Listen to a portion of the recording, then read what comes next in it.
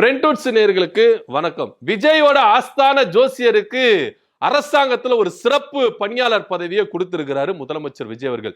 எல்லாரும் இப்ப கேள்வி கேட்கிறாங்க, இது சமூக நீதி ஆட்சின்னு சொன்னீங்க, நம்பிக்கை கொடுக்கிற ஆட்சின்னு சொன்னீங்க, மாற்றத்தை கொடுக்கிற ஆட்சின்னு சொன்னீங்க, இதுதான் உங்க மாற்றமா? இதுவரைக்கும் தமிழ்நாட்டில் முதலமைச்சரா பதவி வகித்தவங்களுக்கு அரசியல் ஆலோசகரா, சிறப்பு பணியாளரா, ஒரு அறிவாளி மிக்க ஒரு நாலேஜ் பர்சனா, ஒரு படிப்பறில தேர்ந்தவர்களா வந்து என்ன பண்றாங்கன்னா இருந்திருக்கிறாங்க. ஆனா ஒரு மூட நம்பிக்கையில இருக்கிறவங்கள ஒரு ஜோசியக்காரரை கொண்டு வந்து அந்த இடத்துல உட்கார வச்சிட்டீங்களே விஜய் சார் அப்படின்னு பலரும் என்ன பண்றாங்க கேள்வி கேட்டு இருக்காங்க.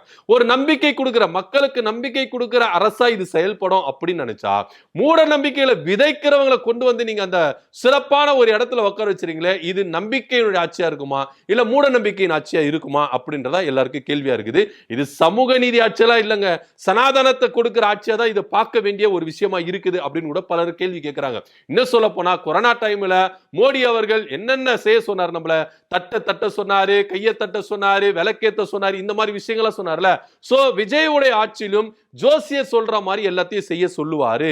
கோலம் போட சொன்னார் விஜய் அவர்கள். என்ன சொன்னாங்க, விசில் கோலத்தை போடுங்க அப்படின்னு சொன்னாரு. சோ அது போல இவர் என்ன பண்ண சொல்லுவார்னா, தமிழ்நாட்டு மக்களை இந்த ஆட்சி நீங்க நீடிக்கணும்னா கோலம் போட சொல்லுங்க, விளக்கேத்த சொல்லுங்க, கோயில போயிட்டு அங்க பிரதர்சனம் பண்ண சொல்லுங்க, இப்படி எல்லாம் சொல்றதுக்கான வாய்ப்புகள் அதிகமா இருக்கு. ஏன்னா மூட நம்பிக்கையை கொண்டவரை தான் இங்க கொண்டு வந்து வச்சிருக்காங்க. ஒரு அறிவாளி மிக்க, ஏன்னா சட்டத்திலே தெள்ள தெளிவா சொல்லுது, அறிவியலை தான் என்ன பண்ணணும் இங்க புகுத்தணுமே கட்டி மூட நம்பிக்கைகளை புகுத்த கூடாதுன்னு சொல்லிட்டு அரசியல் சாசன உரிமைகளை இருக்கு. எதிர்க்கட்சிகள் கடுமையா வந்து என்ன பண்றாங்கன்னா எதிர்க்கிறாங்க. எப்படிங்க உங்களால அந்த பதவியில ஒரு ஜோசியரை கொண்டு போய் வைக்க முடியும்? அதெல்லாம் கூடாதுங்க, அரசியலமைப்பு சட்டத்திலேயே அறிவியலை வளர்க்கணும் அப்படின்றதா இருக்கு. ஆனா நீங்க வந்து பார்த்து மூட நம்பிக்கை வளர்க்குறீங்க.